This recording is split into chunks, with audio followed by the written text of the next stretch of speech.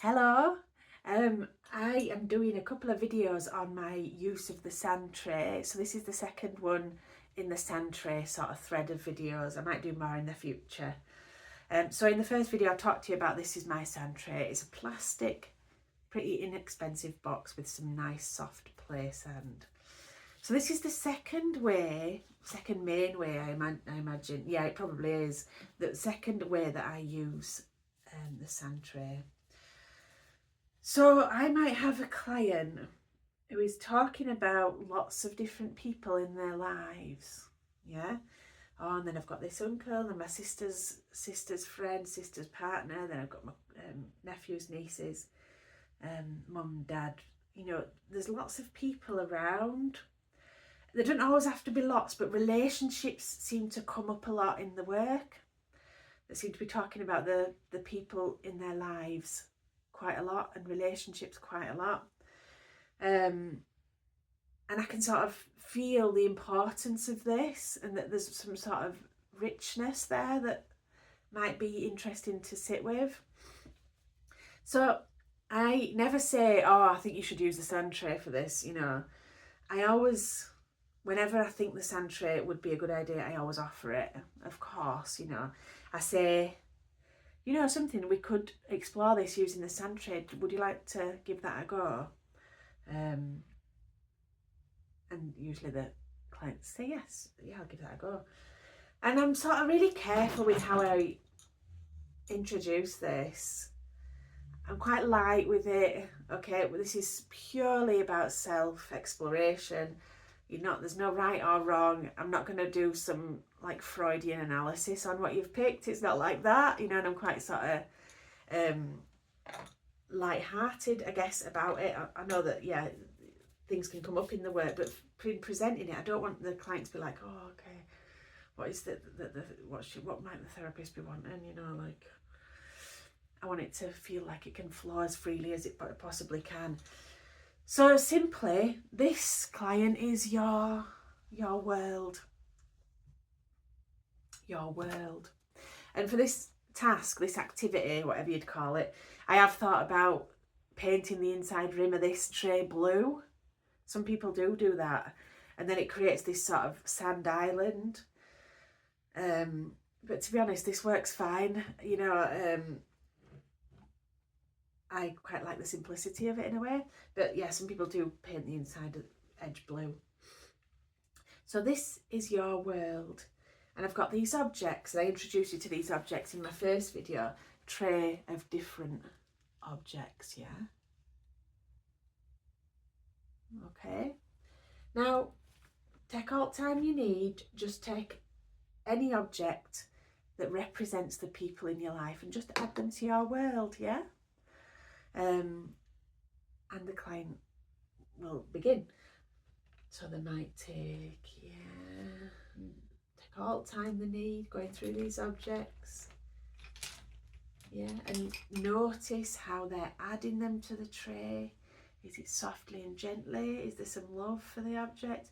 Or is it okay, stabbing it into the sand there? Notice. But don't be like that. Notice in a very casual way. So I'm adding these things to this tray like this, okay, yeah? Okay, let's have a put that in there. All right. Okay, so the client's adding these objects. Okay, beautiful, lovely. And then you'll notice that the client stops. If they're still looking at the tray or the objects, then leave them to it for a bit longer. If they look at you, then chances are they need to, you know, they need to finish, and they're wanting you to become part of the conversation again. So they've got these objects in the tray, and a bit like the first video, I invite them to talk me through their choices, yeah? Talk me through their choices. So yeah, these two, my mum and dad. This one is whatever, my husband. This one is me, and that's an interesting thought. We'll talk about that more. this fish's nephew, niece, and this thimble is grandma, who has passed away. She's long since passed away.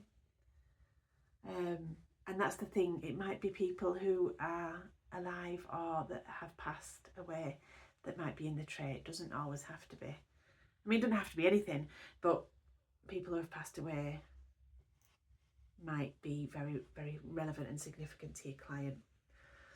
Okay, so they've got these objects that represent the people in their lives. If they haven't put themselves in, quite often they don't, I say, would you mind just adding yourself in there? Which object would you pick for yourself? And where would you be in this? And it can be quite telling where they put themselves, yeah, because they might put themselves right in the far corner, miles away from everyone. I'm noticing you're quite far from all the other objects. Or they might put themselves really close. I notice that you feel close to who you decided was your mum and dad. So this is the tentative exploration, and remember, everything's got significance. So what does a giraffe mean to you? I notice you've picked a giraffe for, I think I said my husband. Yeah, tell me about this selection of a giraffe, the animal a giraffe. Yeah, and let the words flow, because nothing is by chance. Everything is picked for a reason. So really sit with these objects and why those objects were picked to represent those people. And as with the first one, you can say, is there any changes you'd like to make? Is there any marks in the sand you want to make? Invite them to do that, because they might not have known that that were an option. Yeah. And when it feels like it's sort of run its course a bit, I like to, if we've got time, I like to ask, if you, in an ideal world, if you could have your relationships in your life in any way that you wanted, what would be different? And they can move things around, yeah. That's so significant. So, yeah, so close to the heart. Oh, I'd put them there. I'd put that person right back there, and I notice you've moved this one into the corner. Tell me about that. I noticed that you've moved yourself close. Do you see what I'm saying? So we're exploring the relationships, and it can be really powerful work. I've many times things have come from this that have been quite surprising to the client. I've noticed that everyone's really far away from me. Everyone's far away. Okay.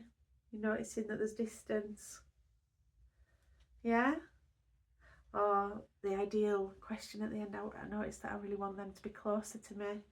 I really want them to be further away from me. And it's a really nice way of exploring those relationships. And it can be used time and time again. You can really continue. Because if you've got something that represents somebody in the client's life, if the client wants to, you can come back to this object. What would you like to say to your husband? Yeah? What do you think he'd say back? Yeah, so you can use these objects in other things as well. So that is the second way that I use Tantra, to explore relationships in the client's life. So I hope that's useful, and I will catch up with you again soon. Don't forget to comment, like, subscribe. I know everyone always says that, but for a channel as small as mine, it really makes a huge difference. All right. So you take care, and I will catch up with you again soon. Yeah. Okay, bye.